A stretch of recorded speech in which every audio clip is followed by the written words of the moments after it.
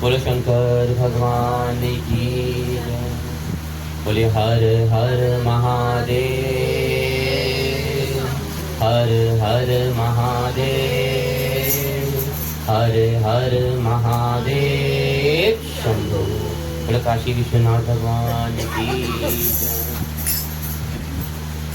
ओम नमः शिवाय, हरि ओम नमः शिवाय, ओम नमः शिवाय, हरि ओम नमः शिवाय, हरि ओम नमः शिवाय, हरि ओम नमः शिवाय, हरि ओम नमः शिवाय,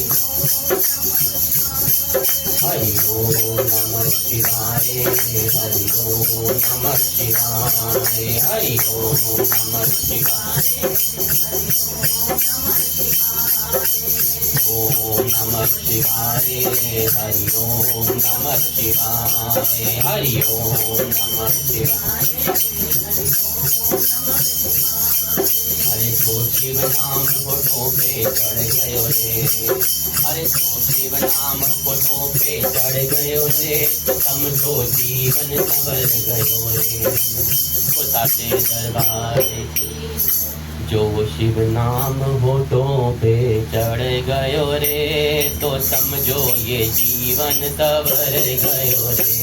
अरे जो शिव नाम होठों पे चढ़ गयो रे, तो समझो ये जीवन संवर गयो रे, तो समझो ये जीवन संवर गयो रे, तो समझो ये जीवन,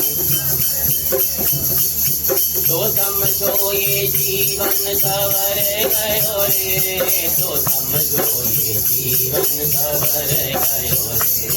अरे जो शिव नाम होठों पे चढ़ गयो रे, तो समझो ये जीवन सब। ओ मन में बसा ले तू शिव का शिवाला, मन में बसा ले तू शिव आला, तेरे साथ चलेगा वो डमरू वाला, तेरे साथ चलेगा वो डमरू वाला, हो तेरे साथ चलेगा वो डमरू वाला, तेरे साथ। अरे जो मन शिव भक्ति में राम गयो रे, जो मन शिव भक्ति में राम गयो रे, तो समझो ये जीवन संवर गयो रे, तो समझो ये जीवन। ओ जो शिव नाम होठों पे चढ़ गयो रे, जो शिव नाम होठों पे चढ़, तो समझो ये जीवन संवर गयो रे, तो समझो ये। ओ जग की ये माया बड़ी उलझाए, जग की ये ओ पाप गर्भ भक्ति के आए आए, पाप गर्भ जो शिव जी का हाथ फिर धर दियो रे, जो शिव जी ने हाथ फिर धर दियो रे, तो समझो ये जीवन संवर गयो रे, तो समझो ये जीवन संवर। ओ जो शिव नाम होठों पे चढ़ गयो रे, जो शिव नाम होठों पे तो समझो ये जीवन संवर गयो रे, तो समझो ये जीवन संवर।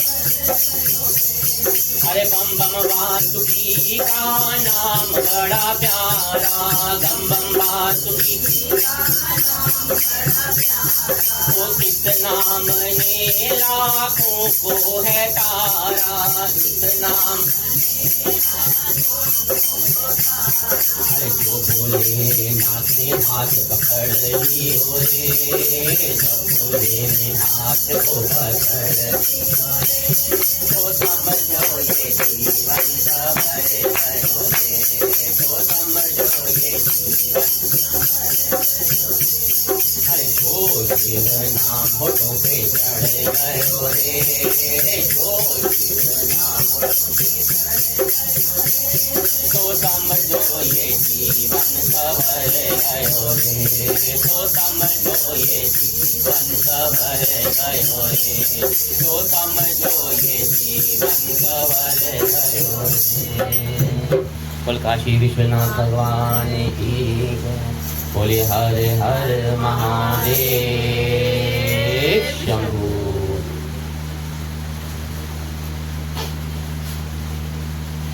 श्रावण मास कथा पुराण का आज चौथा दिन। प्रभु की कृपा आशीर्वाद से उस कथा अमृत का श्रवण करने को जो इस श्रावण मास में हम सबको सौभाग्य प्राप्त हो रहा है, और इस कथा अमृत की अविरल गंगा जैसी पवित्र पावनी धारा में अपने अंतर मन की आत्मा को शुद्ध करने का, पवित्र करने का, और सबसे बढ़ के प्रभु भोलेनाथ माँ जगदम्बा पार्वती के श्री चरणों में लगाने का जो हमें ये सौभाग्य प्राप्त हुआ है, इसके लिए प्रभु को कोटि कोटि नमन और प्रणाम, धन्यवाद है।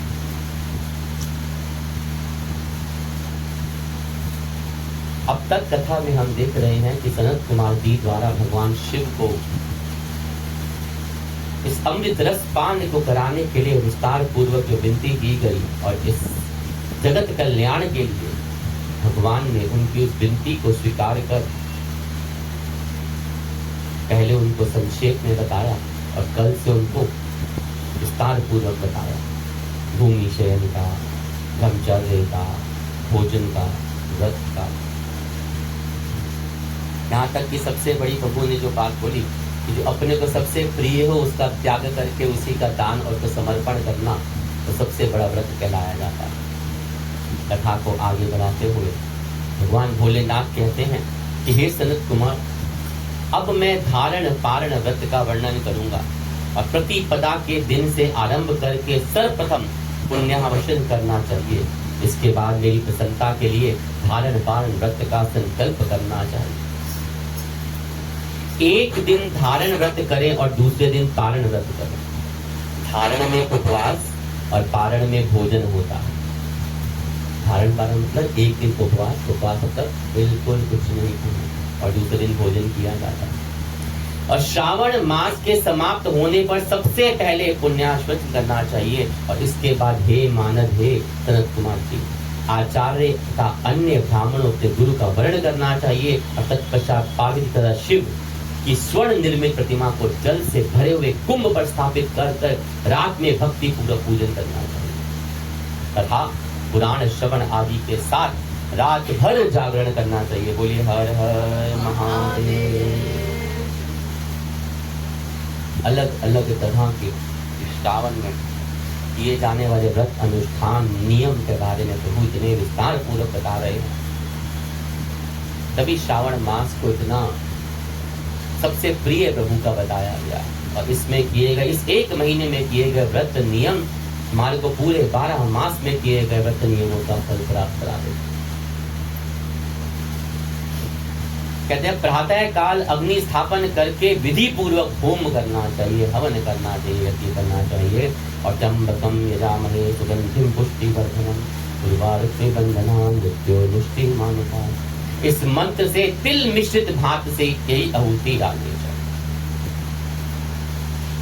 इस प्रकार शिव गायत्री मंत्र से घृत मिश्रित भात की आहुति डालें, और फिर पुनः षडाक्षर मंत्र से खीर की आहुति प्रदान करें। अब उसके बाद पूर्ण आहुति देकर होम शेष की समापन करना चाहिए। इसके बाद ब्राह्मणों को भोजन कराना चाहिए, साथ ही आचार्य अपने गुरु की पूजा करनी चाहिए। हे महाभाग, इस प्रकार उद्यापन संपन्न करके मनुष्य भ्रम हत्या आदि पातकों से विमुक्त हो जाता है, इसमें कोई संदेह नहीं। अतः इस महाव्रत को हमें अवश्य करना चाहिए। बोलो हर हर महादेव शंभू। अब इसमें त्र्यंबकम यजामहे सुगंधिम पुष्टिवर्धनम उर्वारुकं बंधनान् मृत्योर्मुष्टिमामृतात्।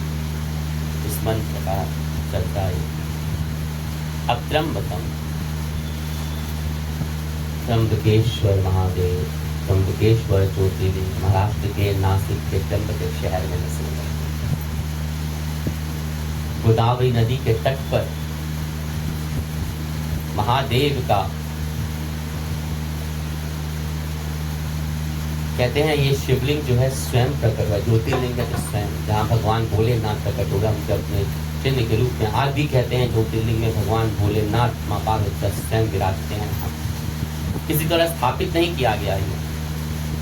गोदावरी नदी के तट पर स्थित, कहते हैं कि प्राचीन काल में ब्रह्मगिरी पर्वत पर देवी अहिल्या के पति ऋषि गौतम रहते और तपस्या करते थे। क्षेत्र में कोई ऐसे ऋषि, बहुत से ऐसे ऋषि थे जो उनकी तपस्या से, उनकी ख्याति से, उनके ज्ञान से कहिए, उनसे ईर्ष्या करते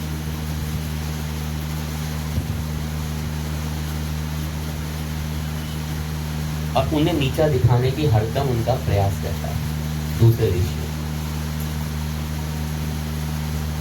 हम में ये कोशिश रहती है कोई ना कोई ऐसा हो जाए जो गौतम ऋषि को हम नीचा दिखा सके। एक बार सभी ऋषियों ने गौतम ऋषि पर गौ हत्या का आरोप लगा दिया।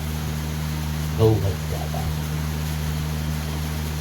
सभी ने कहा सत्या के प्राप्त क्या जो आपने हुआ है, इसके प्राश्चित के लिए आपको देवी गंगा को यहाँ पे प्रकट करना होगा।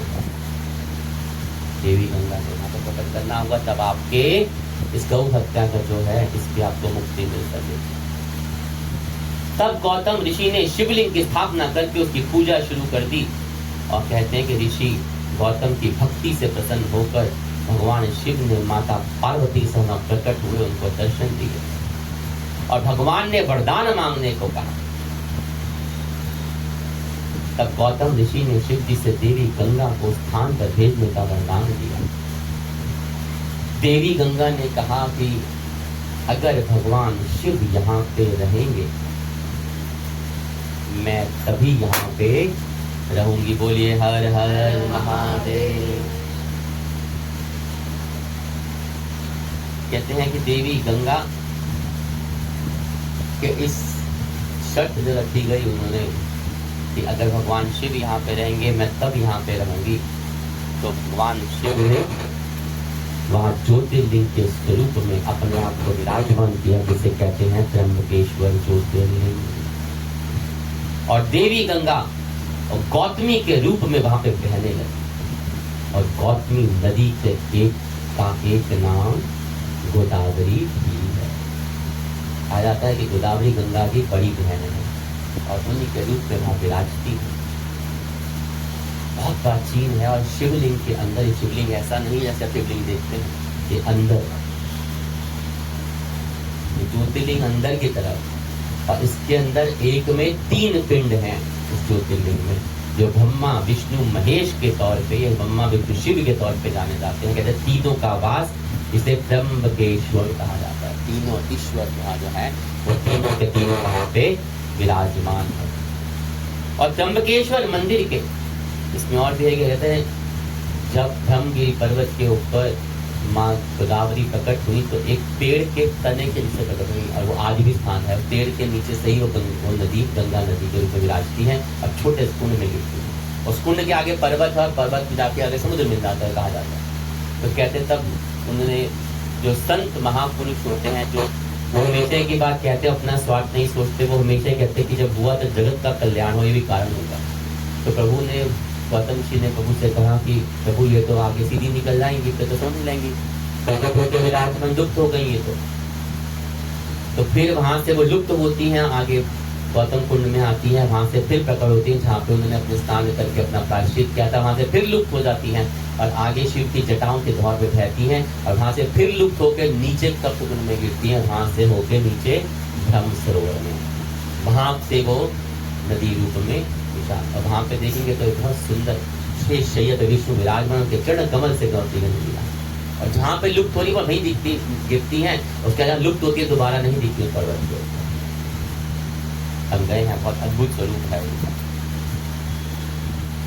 तीनों उसमें 3 पिंड हैं, ब्रह्मा विष्णु शिव के नाम से जानते हैं। त्र्यंबकेश्वर मंदिर के पास 3 पर्वत स्थित है, जिन्हें ब्रह्मगिरी, नीलगिरी और गंगा द्वार के नाम से जाना जाता है। कहते हैं ब्रह्मगिरी को शिव स्वरूप माना जाता है नीलगिरी को नीलांबिका देवी के रूप में माना जाता है और वहाँ पे दत्तात्रेय का मंदिर है नीलगिरी पर। नीलांबिका देवी का और दत्तात्रेय जी का मंदिर है और गंगा द्वार पर्वत पर देवी गोदावरी या गंगा का मंदिर है और मूर्ति के चरणों में बूंद बूंद करके जल टपकता है जो पास के कुंड में जमा होता है और वहां से वो अपना स्वरूप धारण कर लेते हैं। बोलो त्र्यंबकेश्वर महादेव की जय। बोलो काशी विश्वनाथ महाराज की जय। बोलिए गंगा मैया की जय। हे मुने, तो वो कहते हैं कि प्रभु अब श्रावण मास में उपवास की विधि को आदर पूर्वक आप सुनिए। प्रतिपदा के दिन प्रातः काल इस व्रत का संकल्प करें। स्त्री हो या पुरुष, मन तथा इंद्रियों को नियंत्रित करके इस व्रत को करें। अमावस्या तिथि को लोक का कल्याण करने वाले वृषध्वज शंकर की अर्चना पूजा करके षोडश उपचारों किया कीजिए। उनका षोडश उपचारों से उनके पूजन किया कीजिए और उसके उपरांत अपने सामर्थ्य के अनुसार वस्त्र तथा अलंकार आदि से ब्राह्मणों की पूजा करिए, गुरु की पूजा करिए, उन्हें भोजन कराइए, प्रणाम करिए, उनको विदा करिए। इस प्रकार से किया गया मास उपवास व्रत मेरी प्रसन्नता कराने वाला होता है। हे सनत कुमार, मनुष्यों को सभी सिद्धियां प्राप्त करने के लिए, सभी सिद्धियां प्रदान करने वाले लक्ष्य संख्यादि परिमित रुद्रवर्ती व्रत के विधान के सावधान होकर सुनिए। बोलिए शंकर भगवान की जय। भोलेनाथ इतने बोले हमारे बाबा हैं कि अगर भक्त उनको सच्चे मन से भाए ना तो सब कुछ सहज प्रदान कर देते हैं। बोले शंकर भगवान की जय।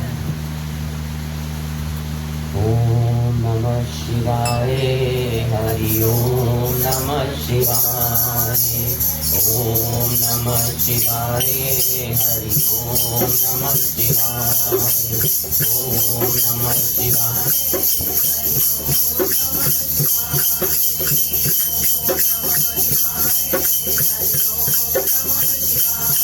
हरि ओम नमः शिवाय, हरि ओम नमः शिवाय, हरि ओम नमः शिवाय, हरि ओम नमः शिवाय, हरि ओम नमः शिवाय, हरि ओम नमः शिवाय, हरि ओम। तो शिव शंभु का महामंत्र है मुक्ति का उपाय, भोलेनाथ का हरि ओम नमः शिवाय, हरि ओम नमः शिवाय, हरि।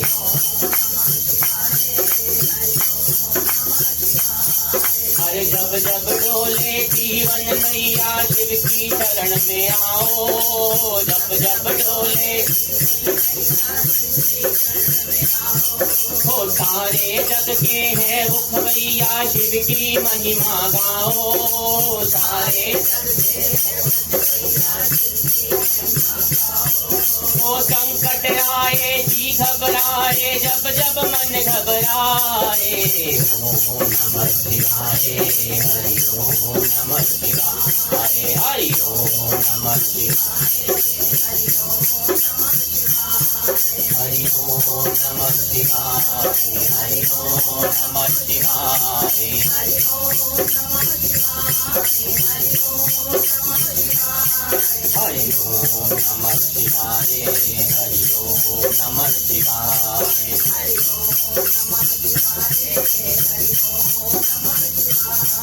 अरे सबसे न्यारे बाबा भोले भाले हैं, सबसे ओ भांग धतूरे की मस्ती में रहते मस्त निराले हैं,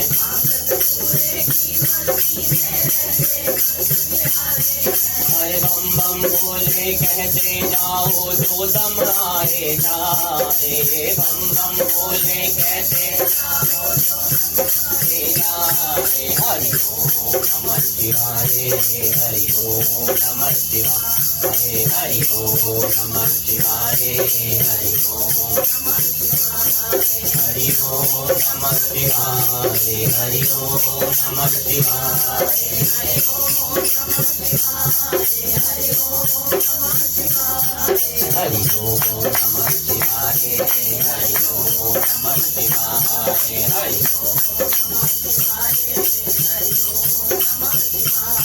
तो आधा चंदा माथे सोहे गल सरसों की माला है, आधा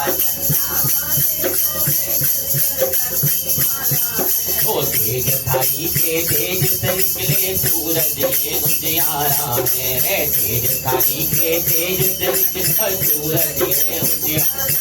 अरे डम डम डमरू बोले शिव का सातो सुर दोहराए, डम डम डमरू बोले का सातो सुर दोहराए। हरि ओम नमः शिवाय, हरि ओम नमः शिवाय, हरि ओम नमः शिवाय, हरि ओम नमः शिवाय, हरि ओम नमः शिवाय, हरि ओम नमः शिवाय, हरि ओम नमः शिवाय, हरि ओम नमः शिवाय, हरि ओम नमः शिवाय, हरि ओम नमः शिवाय, हरि ओम नमः शिवाय, हरि ओम नमः शिवाय।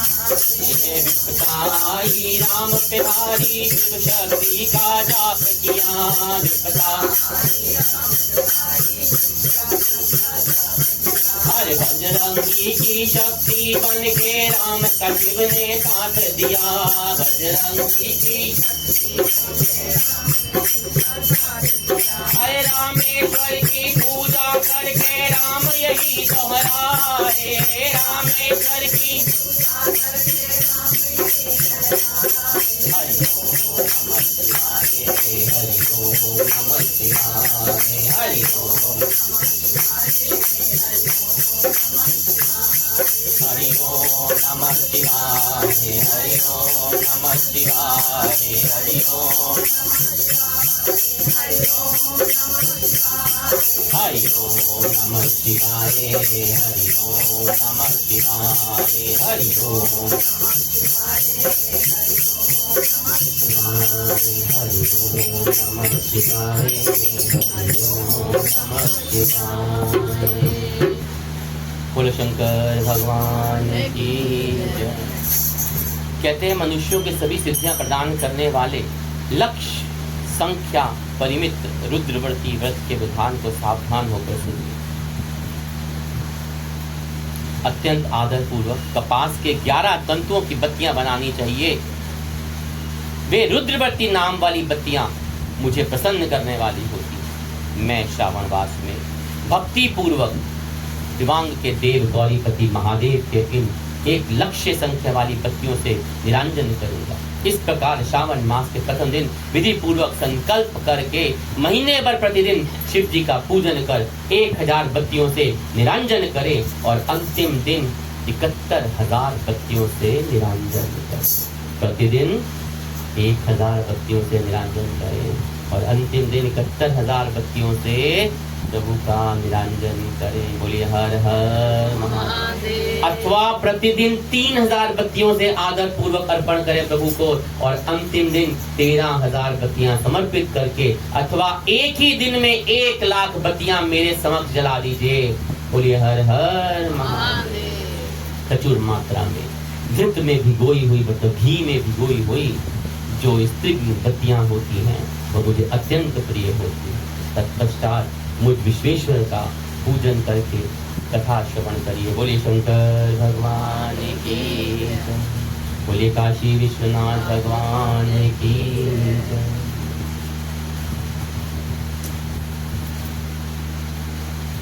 देखिए बातों बातों में एक बात भी ध्यान आ गई। हम लोग हमेशा बोलते हैं कहीं जाना होना कि प्रभु बुलाएंगे तो हम जाएंगे, बुलावा आएगा तो हम जाएंगे, नहीं बोलते हैं। माता का बुलावा आएगा तो मैं जाऊंगा या जाऊंगी। भगवान बुलाएंगे तो जरूर मंदिर में आएंगे, सत्संग कथा में आएंगे, वरना लोग अपने घर में सोते रहते हैं। कभी आप मॉल में जाते हो तो क्या बुलावा आता है? मूवी देखने शॉपिंग में जाते तो क्या बुलावा आता है? नहीं ना। तो ऐसा काम सिर्फ भगवान के कार्य में ही क्यों किया जाता है कि बुलावा आएगा? तो ये सोच के देखा है कि आपके मन में अब भगवान आपको इन्विटेशन कार्ड तो नहीं भेजेगा ना, ये लो भाई कार्ड छपाओ, फलानी फलानी मधुबाला को दे के आओ, बब्बू की बोटी को, कि भाई सत्संग में रोज आना है, सोना नहीं। ऐसा तो आएगा नहीं।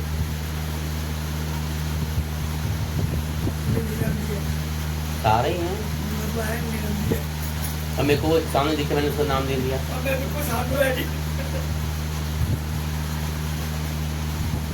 है ना? कभी ये सोच के देखा है कि आपके मन में अगर वो धारणा भी उत्पन्न हो गई ना, तो वो बुलावा भी है कि मुझे सत्संग में या इस दरबार में जाना है। अगर आप किसी स्थान पे बैठ के ये सोच भी लो ना कि जब फलानी यात्रा पे जाना है, हाँ तो समझ लो आपको वहां से बुलावा आ गया। उसके बाद आपको कोशिश करनी पड़ती है उसको पूर्ण करने के लिए। भगवान ने तो बुला दिया, वरना पहले कभी क्यों नहीं आया मन में ऐसा विचार? सोच के देखो। अभी शॉपिंग जाना हो, गुरुद्वारे जाना हो, मंदिर, मतलब मंदिर तो नहीं, गुरुद्वारे तो नहीं कहता, पिक्चर हॉल जाना हो, सूट खरीदने जाना हो, बाहर खाना खाने जाना हो, तो कोई बुलावे की जरूरत नहीं होती। बस बैग उठाओ, पति देव के साथ बैठो, वरना तो आदमी को पड़ोस के साथ बैठो और चल पड़ो, है ना? हेलो। लेकिन जहाँ पे तीर्थ यात्रा करने का मौका आएगा, मंदिर सत्संग आने का मौका आएगा, वहाँ बुलावों की जरूरत होती है कि भगवान जी नीचे आए, तुम्हारे घर की घंटी बजाएं और कहें चल प्रभु तेरे को बुलाने आया हूँ, मेरे तीर्थ यात्रा कर लो। जिस दिन आपके मन में ये धारणा उत्पन्न हो जाती है ना, ये विचार भी आ गया कि मुझे यात्रा पे जाना है, बुलावा आएगा, तो मतलब बुलावा ही आया है, तभी आपको ये आपके मन में ये चीज उत्पन्न हुई है। सत्संग में बैठो, किसी तीर्थ की बात हो गई ना और आप वहां बैठे हो, चलना है, तो आपने कहा मन तो है, तो समझ लो तीर्थ ने आपको अपने पास बुलाया। उसके बाद अगर आपका प्रारब्ध ही नहीं है, आपकी कोशिश ही नहीं है, आपकी कोई क्रिया ही नहीं है, तो भगवान ने कहेगा निकम्मे को भी क्या बुलाऊं, बुलाया तो था, अभी चल नहीं सकता तो क्या करना। ये वो इंसान है जोड़ जोड़ भर लिए खजाने, फिर भी तृष्णा अड़ी रही, रंगले बंगले धरे रहेंगे, खाली बारह गली। सब यही धरा रह जाना, ना यात्रा होगी, ना तीर्थ होगा, ना प्रभु नाम से ग्रहण होगा, बाद में लोग खाएंगे। तो आपके मन में जिस दिन ये धारण भी आ गया, ये विचार भी आ गया ना, चलो बुलावा आया है, माता ने बुलाया है, तो माता ने तो बुला दिया, तभी तो मुझे विचार आया, वरना पूरे साल क्यों नहीं आया। जैसे अभी कुछ दिन पहले हमने तीर्थ यात्रा की बात बताई, कितने लोगों के मन में सुन के उत्पन्न हो गई होगी ना, अच्छा वो बुलावा ही ऐसा, वरना वो यात्रा आप लोगों के लिए नहीं होती, पता नहीं कहाँ से मुंह से निकल गया। वो यात्रा हमने सोची थी बड़े खास व्यक्तियों के साथ करेंगे, लेके ग्रुप बनाया, लेकिन अगर आपके पता नहीं वो कहाँ से निकल गया उसके, इसका मतलब प्रभु की इच्छा है कि ये भी आना चाहिए, या आप में से किसका बुलावा है तो प्रभु जाने, तब प्रारब्ध तो करना पड़ेगा। हाथ से रोटी बिना तोड़े तो मुंह तक भी नहीं जाती, उसके लिए भी हाथ हिलाना पड़ता है। और ये तो उस सर्वशक्तिमान इष्टों के, देवों के देव, उस सर्वशक्तिमान परम शक्ति की यात्राएं होती हैं। बुलावा तो तभी आ जाता है जिस दिन मन में विचार कर रहा होता है, वरना पूरे साल में विचार क्यों नहीं आता, उसी क्षण क्यों आ जाता है। उसी टाइम के मन में आता है जब किसी मंदिर में बात चल रही होती, आप क्यों पहुंच जाते हैं वहां पे। इसका मतलब आपके कोई कर्म ऐसे थे जो उस वक्त जागृत हो गए, जिसने आपको तीर्थ के लिए सुना दिया। और प्रभु चाहते हैं कि आप वो तीर्थ कर लीजिए, आपको संदेशा भेज दिया गया, ये तीर्थ आपको करना है, बुलावा ही आ गया, इन्विटेशन आ गया, भगवान का निमंत्रण पत्र आ गया। बेटा तू कोशिश कर, तुझे आना है, मैंने उसको भेज दिया ना, तेरे कर्मों में उसको पाने की इच्छा आ गई, क्या पता कौन से कष्ट कटने की तैयारी करी। बोले शंकर भगवान की, बोले हर हर महादेव। तो कहते हैं भगवान यही कह रहे हैं कि मुझे इस तरह से जो दीपदान किया जाता है मुझे अत्यंत प्रिय होता है। और इसके बाद भगवान विश्वेश्वर के पूजन करके कथा का श्रवण करना चाहिए। उनका सावन मास को जितना हम कथा सत्संग में बिता सकते हैं उतना बिताना चाहिए और प्रभु की कृपा आशीर्वाद को प्राप्त करना चाहिए। वो शंकर भगवान की जय।